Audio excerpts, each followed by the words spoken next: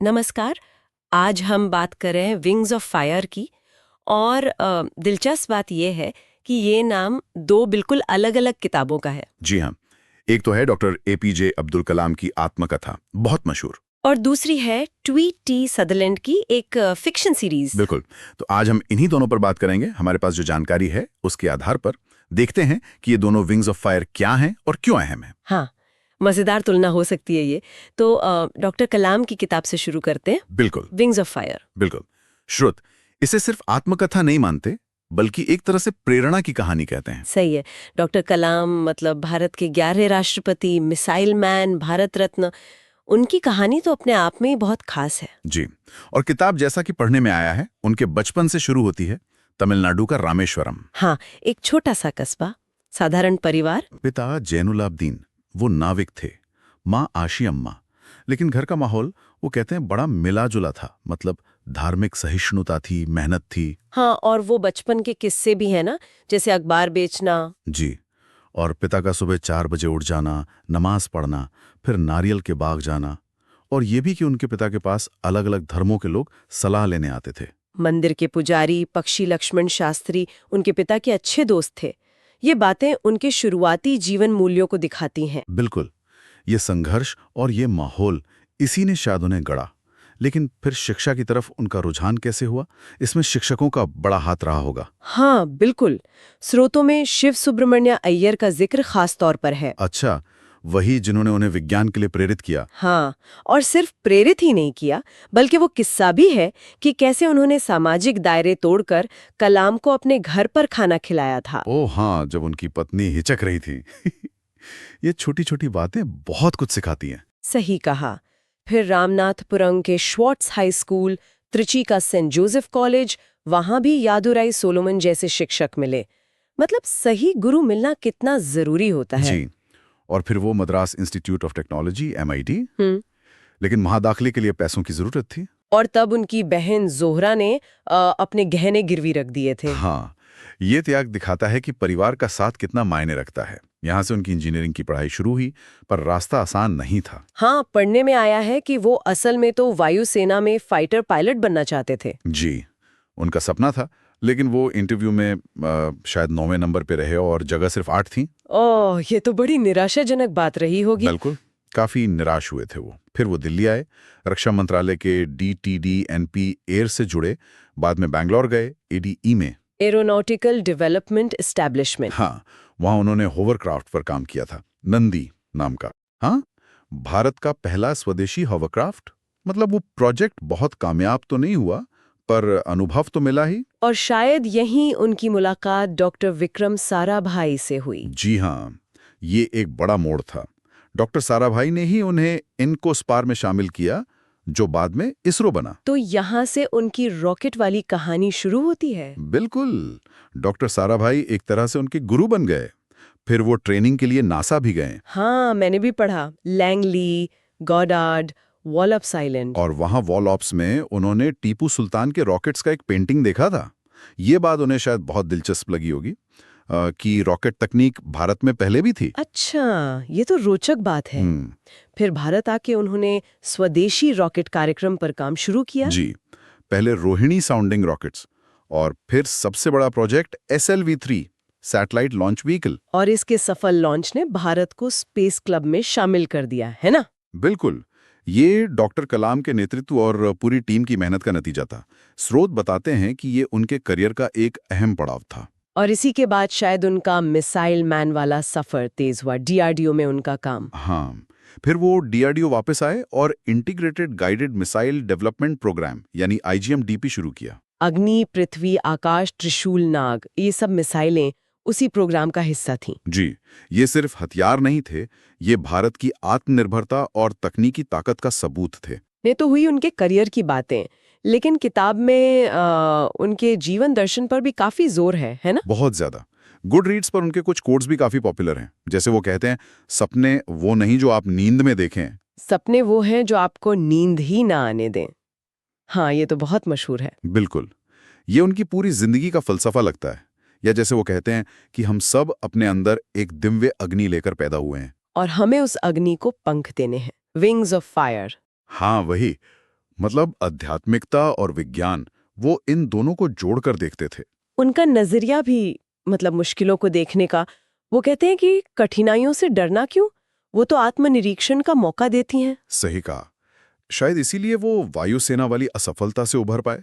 स्वामी शिवानंद से उनकी मुलाकात का भी जिक्र है, जिन्होंने उन्हें अपनी नियति स्वीकार करने को कहा। और नेतृत्व पर भी उनके विचार काफी अहम लगते हैं कि कैसे संगठनों में जूनियर्स को सुनना जरूरी है, सम्मान देना जरूरी है। जी, उन्होंने लिखा है कि भारतीय संगठनों में कई बार तिरस्कारपूर्ण अभिमान होता है। ये उनके अपने अनुभव से निकली हुई बात लगती है। तो कुल मिलाकर डॉक्टर कलाम की विंग्स ऑफ फायर सिर्फ उनकी कहानी नहीं है। नहीं, बिल्कुल नहीं। ये संघर्ष, लगन, विनम्रता, राष्ट्र सेवा और सपनों को पूरा करने की कहानी है। और उनकी सादगी भी, मतलब 18 घंटे काम करना, वीणा बजाना। हाँ, ये सब बातें किताब को और खास बनाती हैं। ये खासकर आज के युवाओं के लिए एक गाइड जैसी है। दिखाती है कि कैसे साधारण शुरुआत करके भी असाधारण बना जा सकता है। अरुण तिवारी जी ने भी इसे लिखने में मदद की थी ना? जी हाँ, उन्होंने डॉक्टर कलाम के साथ काफी वक्त बिताया था और उनके विचारों को शब्द दिए। वो इसे एक तीर्थ यात्रा मानते थे। चलिए, तो ये तो हुई डॉक्टर कलाम की विंग्स ऑफ फायर की बात। अब आते हैं दूसरी विंग्स ऑफ फायर पर। हाँ, ट्वीटी सदरलैंड की फिक्शन सीरीज, ये बिल्कुल अलग दुनिया है। बिल्कुल। स्रोत बताते हैं, जैसे रेडिट पर चर्चाएं हैं, फ्लिपकार्ट रिव्यूज हैं, कि ये फैंटेसी सीरीज है ड्रैगन्स के बारे में। जी, और मुख्य रूप से ये 8 से 12 साल के बच्चों या किशोरों के लिए है। हालांकि बहुत से बड़े लोग भी इसे पसंद करते हैं। इसकी तुलना मैंने पढ़ा वॉरियर कैट से होती है, पर बिल्लियों की जगह ड्रैगन्स। हाँ, कुछ वैसा ही है, लेकिन कहते हैं कि इसकी दुनिया ज्यादा गहरी है, कहानी में ज्यादा परतें हैं। क्या खास है इसमें? मतलब ड्रैगन्स की कहानियां तो बहुत हैं। असल में यहाँ ड्रैगन सिर्फ उड़ने वाले जानवर नहीं है, उनका अपना समाज है, अलग अलग कबीले हैं, उनकी अपनी लड़ाइयाँ हैं, भविष्यवाणियाँ हैं। वो सोचते हैं, महसूस करते हैं, इंसानों की तरह। अच्छा, तो ये एक तरह से ड्रैगन्स का पॉलिटिकल थ्रिलर भी हो सकता है? हाँ, कुछ हद तक। स्रोत ये भी बताते हैं कि इसमें हिंसा और मौत के सीन्स भी हैं, जो शायद बच्चों की दूसरी किताबों से इसे थोड़ा अलग करते हैं। तभी वो रेडिट वाले कमेंट्स थे, cupcake sprinkled with glitter and blood, चमक और खून वाले कपकेक्स। हाँ हाँ, और वो दूसरा, My Little Pony with a much higher body count. ये क्या दिखाता है? मतलब ये इतनी हिंसक है? नहीं, ऐसा नहीं है कि बहुत ज्यादा हिंसक है, पर इसमें दोस्ती, बहादुरी के साथ साथ युद्ध, धोखा, नैतिक डिलेमास, ये सब भी हैं। शायद यही संतुलन इसे दिलचस्प बनाता है। बच्चों को अच्छे मूल्य भी मिलते हैं और कहानी में रोमांच भी बना रहता है। और ये सीरीज काफी लंबी है, शायद 15 से ज्यादा किताबें। जी हाँ, लेकिन ये 5-5 किताबों के आर्क्स में बटी हुई हैं। मतलब एक कहानी का हिस्सा 5 किताबों में पूरा होता है। तो पाठक चाहें तो एक आर्क के बाद रुक सकते हैं। लेकिन लोग रुकते नहीं होंगे शायद, अगर इतनी पसंद आ रही है तो। क्या चीज है जो पाठकों को इतना बांधती है? स्रोत कई बातें बताते हैं। एक तो किरदार। कहा जाता है कि किरदार बहुत अच्छे लिखे गए हैं, उनमें गहराई है, वो मजेदार हैं, पाठक उनसे जुड़ जाते हैं। और दूसरा? दूसरा है कहानी का प्लॉट और वर्ल्ड बिल्डिंग। मतलब ड्रैगन्स की अलग अलग जातियां, उनकी ताकतें, उनका इतिहास, ये सब मिलकर एक बहुत ही आकर्षक दुनिया बनाते हैं। पाठक तो इसके दीवाने लगते हैं। मैंने रिव्यूज देखे, लोग कह रहे हैं कि ये उनकी पसंदीदा सीरीज में से एक है। हाँ, बहुत लोकप्रिय हैं। लोग भावनात्मक रूप से जुड़ते हैं, किरदारों के लिए रोते हैं, हंसते हैं, गुस्सा होते हैं। किसी ने लिखा कि एक रात में पूरी किताब पढ़ डाली। ये तो लेखिका ट्वीटी सदरलैंड की तारीफ है। बिल्कुल। लगता है उन्होंने कहानी और किरदारों में काफी मेहनत की है। और इसका जो फैन समुदाय है, मतलब जो फैंस हैं, वो भी काफी एक्टिव हैं। आर्ट बनाते हैं, डिस्कस करते हैं। लेकिन क्या इसकी कोई कमी भी है? मतलब क्योंकि ये बच्चों किशोरों के लिए है, तो क्या थोड़ी बचकानी लगती है कभी कभी? देखिए, कुछ लोगों को शायद ऐसा लग सकता है। स्रोत भी कहते हैं कि ये साहित्यिक रूप से शायद उतनी गहरी ना हो जितनी कोई अडल्ट फिक्शन होती है। पर इसके फैंस इस बात से बिल्कुल सहमत नहीं हैं। और लंबी बहुत है, तो समय तो लगता ही होगा पढ़ने में। हाँ, वो तो है। और फ्लिपकार्ट पर किसी ने नकली कॉपी मिलने की भी शिकायत की थी। ये दिखाता है कि कितनी पॉपुलर है ये। तो सदरलैंड की विंग्स ऑफ फायर एक अलग ही तरह की उड़ान है, कल्पना की, रोमांच की, ड्रैगन्स की दुनिया की। बिल्कुल। तो अब हमारे पास 2 विंग्स ऑफ फायर हैं, एकदम अलग। हाँ, एक तरफ डॉक्टर कलाम की जिंदगी की कहानी, संघर्ष, विज्ञान, प्रेरणा, जो असलियत की जमीन से जुड़ी है। और दूसरी तरफ सदरलैंड की कल्पना, ड्रैगन्स, युद्ध, दोस्ती, जो हमें एक दूसरी ही दुनिया में ले जाती है। पर दोनों ही अपने पाठकों पर गहरा असर छोड़ती हैं, है ना? जी हाँ, बिल्कुल। डॉक्टर कलाम की किताब तो खासकर भारत में एक मार्गदर्शक जैसी है।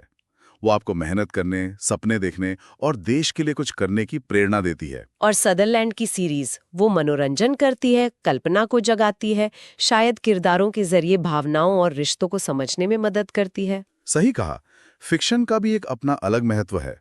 वो हमें दूसरी दुनियाओं के जरिए अपनी दुनिया को समझने का नजरिया दे सकता है। दोनों में आग के पंख का विचार कितना शक्तिशाली है। हाँ, कलाम साहब के लिए वो अंदर की क्षमता, ज्ञान और उम्मीद की उड़ान है। और सदरलैंड की दुनिया में शायद ड्रैगन्स की ताकत और उनकी कहानी की उड़ान। हो सकता है। तो आज हमने देखा कि कैसे एक ही नाम विंग्स ऑफ फायर दो बिल्कुल अलग कहानियों को समेटे हुए है। एक डॉक्टर कलाम की कहानी जो सिखाती है कि मुश्किलों के बावजूद आसमान छूना मुमकिन है, और दूसरी ट्वीटी सदरलैंड की जो दिखाती है कि कल्पना की उड़ान कितनी रोमांचक हो सकती है। दोनों अपनी अपनी जगह बहुत अहम है। बिल्कुल, और अपने अपने पाठकों को कुछ खास देती हैं। ये सोचना वाकई दिलचस्प है कि एक ही शीर्षक आग के पंख कैसे यथार्थ और कल्पना दोनों की उड़ानों का प्रतीक बन सकता है। और शायद यही सोचने वाली बात है कि कहानियां, चाहे वो सच हों या कल्पना, हमें अलग अलग तरह के पंख देती हैं। कभी प्रेरणा के, कभी समझ के, कभी सिर्फ भाग जाने के लिए। ये पंख हमें दुनिया को और शायद खुद को भी एक नए नजरिए से देखने में मदद करते हैं। आखिर में ये हम पर है कि हम कौन सी उड़ान चुनते हैं और उससे क्या सीखते हैं।